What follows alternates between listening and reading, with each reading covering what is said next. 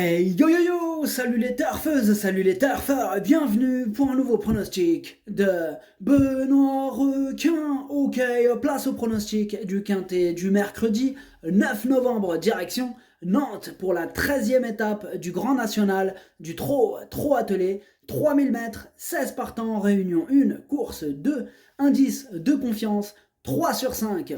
Petit retour sur le quintet du mardi 8 novembre. Dans mon pronostic, je vous ai donné le tiercé, le quarté et le quintet. Ça fait plaisir. Je vous ai aussi donné une base en or. Les 4 premiers chevaux de mon prono sont dans le quintet. Ah, ça, c'était une belle base et ça fait plaisir.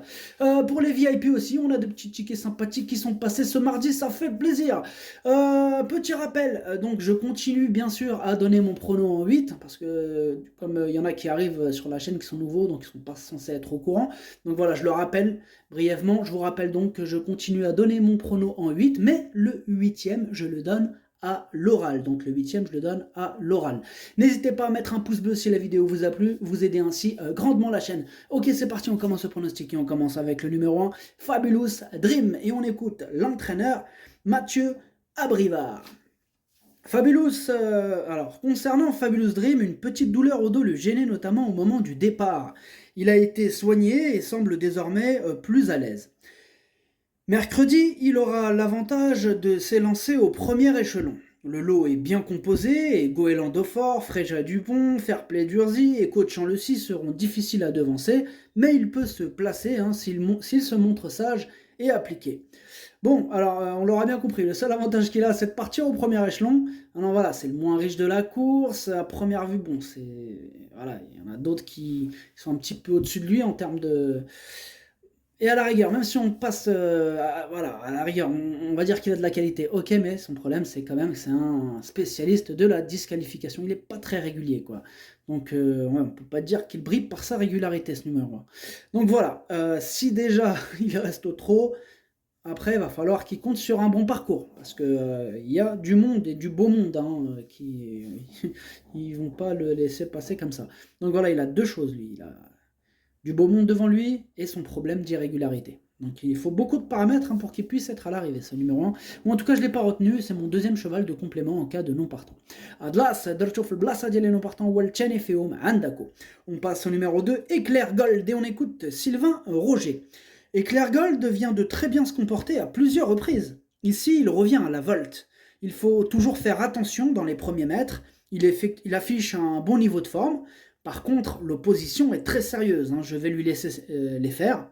Il va faire de son mieux en courant le rail. Il a un bon engagement fermé à la fin du mois au croisé. Et oui, cette opposition, elle leur fait peur. Elle leur fait tous peur. Oui, il y a du lourd quand même. Oui, ce numéro 2, pareil. C'est pas du tout une première chance pour les amateurs de champ réduit, de grosses cotes. Il faudrait vraiment qu'il y ait pas mal de défaillances de chevaux en vue pour que ce numéro 2 puisse espérer gratter une petite place. Ad numéro Jauge, Libra Iderov chez champ réduit, un Amadarchouch. On passe au numéro 3, Félix Dubourg, et on écoute Bruno Marie. Félix Dubourg m'a complètement déçu pour son retour aux montées en septembre à Vincennes. Il est assez petit, ceci explique peut-être cela. Il n'a pas été revu depuis, mais a travaillé régulièrement. Il est prêt. Il a juste été éliminé à plusieurs reprises, notamment jeudi dernier à Vincennes. On va longer le rail. Il aime pister et placer sa pointe. Avant coup, une 4-5e place serait très bien. Bon, moi, ce numéro 3, je l'ai gardé vraiment en bout de combinaison. Numéro 3, Dercho Saba. On passe au numéro 4, Fragonard Dello. Et on écoute Franck Leblanc. Fragonard Dello vient de fournir une bonne fin de course dans un récent quintet disputé à Vincennes. Il s'est mis en évidence dans plusieurs étapes dans ce Grand National du Trot cette année. Il n'a pas de marge à ce niveau, mais il reste capable de s'immiscer dans la bonne combinaison à l'issue d'un bon déroulement de course. Effectivement, pour ce numéro 4, il aura besoin d'un bon parcours, mais bon, il peut compléter l'arrivée. En tout cas, moi, je l'ai gardé en bout de combinaison. Numéro 4, On passe au numéro 5, Diadème Blue, et on écoute Jean-Philippe Marie. Diadem Blue est parti au galop à Laval. Précédemment, il courait bien à 2 reprises, notamment à Cran. Il est en regain de forme. Pour autant, les parties ne sont pas faciles. Il doit se frotter aux jeunes. Ici, il part en tête, mais l'opposition est très sérieuse. Cela s'annonce compliqué avant coup. Ensuite, il retournera au monté avec un poids léger dans la capitale.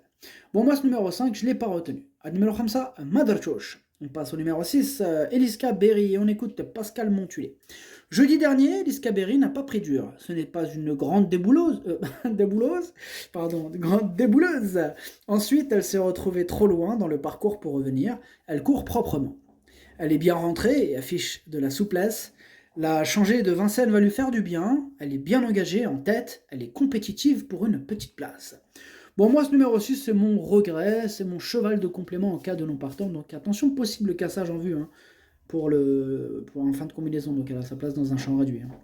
C'est ma principale casseuse, ce numéro 6. numéro 6, درتو البلاصه ديال non partant هو الاول فيهم عندكم. On passe au numéro 7, Goéland Dauphin, et on écoute Christian Bijon. Goéland Dauphin a eu le droit à du repos mérité cet été après un très bon hiver et un excellent premier semestre. Il a effectué 2 courses de remise en jambes et j'ai essayé de le préparer au mieux pour cet engagement sur mesure au premier poteau. Il va se plaire sur la piste de Nantes qui réclame une très bonne aptitude à main gauche. Il a sa place sur le podium. Ouais, il a largement sa place sur le podium et il a même sa place sur la plus haute marche du podium. En tout cas, moi, ce numéro 7, c'est mon préféré et je l'ai mis en tête. Numéro 7, on passe au numéro 8, Irdelios. On écoute Franck Harel. Avec Irdelios, j'ai volontairement fait l'impasse sur l'étape de Feur afin de lui accorder un break. C'était la seule occasion de le faire avant une fin d'année chargée avec 2 étapes et la finale en un mois. Elle me paraît bien fraîche à l'entraînement, on la connaît bien, il lui faut la bonne course, si tel est le cas, elle peut accrocher une place à l'arrivée. Moi ce numéro 8 il me plaît bien, je l'ai gardé en 5ème position, elle a déjà fait ses preuves à ce niveau, donc effectivement elle est bien connue. Ouais, il me plaît bien, 5ème position. Numéro 8, Darcho Khames. On passe au numéro 9, Eros de Fleur, et on écoute Frédéric Pratt. Eros de Fleur vient de prouver qu'il n'apprécie plus le trop monté. Il a parfois bien couru à l'attelage cette saison. Il aurait notamment pris une place à Mêlée-du-Maine sans une gêne au début de la ligne droite. Sur ce qu'il a montré ces derniers temps, il est difficile à recommander, mais il n'est pas incapable de surprendre à l'issue d'un bon parcours. Il ira ensuite à Mokanchi pour l'Open des régions. Eh bien, moi, ce numéro 9, sachez que c'est lui le 8ème de mon pronostic. Numéro Saad Wal Chamandiele. On passe au numéro 10, Firello, et on écoute Cyril Chenu. Firello a 2 courses dans les jambes, mais encore besoin de courir. Avec ses fers, il est nettement moins performant. À l'entraînement, il affiche de la souplesse, mais aussi de l'envie. Cette course va lui permettre encore de gagner en condition avant de revenir dans la capitale. Il sera alors pieds nus. Il est préférable de l'écarter ici. Moi, c'est ce que j'ai fait. Ce numéro 10, je ne l'ai pas retenu. Numéro 10, Madarchosh. On passe au numéro 11, Finn Collin, et on écoute Mathieu Abrivard. Finn Collin m'a déçu dernièrement à Saint-Galmier. Elle connaît souvent des problèmes d'ovaire et était sous l'influence de son sexe. Elle a encore besoin de courir pour revenir au mieux. Elle va rendre la distance et restera ferrée. Mieux vaut l'écarter. J'espère que cette sortie lui permettra d'arriver au top pour un bel engagement le 2 novembre. Elle est à suivre le 2 novembre, Finn Collin, attention. En tout cas, moi, ce numéro 11, je ne l'ai pas retenu cette fois-ci. Numéro 11, Madarchosh. On passe au numéro 12, Frija Dupont, et on écoute Nicolas Bazir. Une petite gêne empêchait Frija Dupont d'être au mieux ces derniers temps. Elle a eu le droit à une dizaine de jours de repos et tout est rentré dans l'ordre. Elle a pris des accessites dans plusieurs étapes de ce tournoi et a été devancée par de bons chevaux. Certes, il y a quelques clients comme Goéland Dauphin, Fairplay Durzy et Coach Lucy, mais une place reste à sa portée. Eh bien, moi, ce numéro 12, je l'ai gardé assez haut, en 4ème position. Numéro 12, Darcho Rabat. On passe au numéro 13, Fairplay Durzy. On écoute Jean-Michel Bazir. Fairplay Durzy a commis une faute bêtement pour rien à Feur alors qu'il détenait beaucoup de ressources. Je me suis évertué à le garder en bonne forme pour cet engagement. Il vaut un lot de ce genre. Sans incident, il dispose d'une première chance. Goéland Dauphin sera notre plus sérieux rival. Eh bien, moi, ce numéro 13, je l'ai gardé très haut, en 3ème position. Numéro 13, Darcho Chalet. On passe au numéro 14, Echo de Champ-le-Cy. On écoute Eric Gilles Blot. Après avoir enregistré plusieurs accessites, Echo de Champ-le-Cy méritait de remporter son étape à Feur. Dans la foulée, il bénéficie d'un engagement idéal à la limite du second recul. Il a toujours bien couru sur cette piste. Goéland Dauphin sera un sérieux client au premier échelon, mais il n'est pas le seul à s'annoncer redoutable. Sa place est dans le quintet et il y a un coup à jouer au classement. Et bien moi ce numéro 14 aussi je l'ai gardé encore plus haut que le 13, je l'ai mis en deuxième position.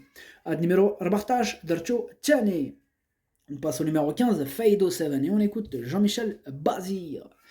Feido 7 s'est montré décevant à Naples dans la loterie. Ici, il évolue à 50 mètres et avec ses fers, aussi sa tâche sera très compliquée. Son objectif de début d'hiver demeure la finale du Grand National du Trot.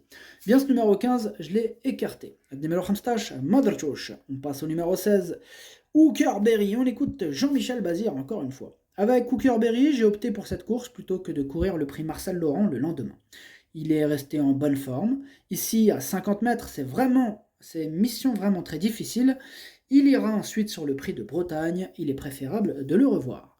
Et bien moi, ce numéro 16, je ne l'ai pas retenu. À numéro stage, Motherchosh, le pronostic, ça donne 7, 14, 13, 12, 8, 4, 3. Merci d'avoir suivi cette vidéo. N'hésitez pas à mettre un pouce bleu si la vidéo vous a plu. En plus, ça aide beaucoup la chaîne. Pour accéder à tous mes tickets pour la course du Quintet, rendez-vous directement en description de la vidéo. À jouer avec modération. Bonne chance. Chopez-le moi. Ciao.